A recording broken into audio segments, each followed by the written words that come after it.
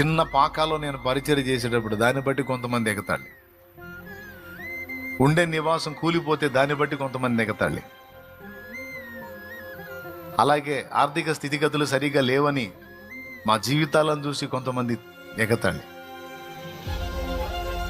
మా పరిస్థితులు చూసి, నా స్థితి చూసి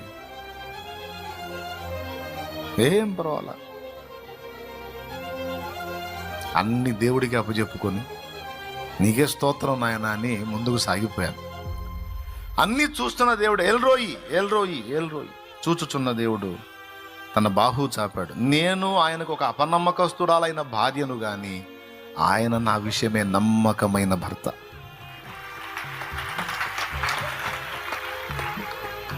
అనేక విషయాలలో నేను ఆయనకి నమ్మకంగా ఉండకపోతేని కానీ నా విషయంలో ఆయన అన్ని విషయాల్లో నమ్మకంగా ఉన్నాడు. ఆయన నమ్మకస్తుడైన ఆయన కృప చూపాడు.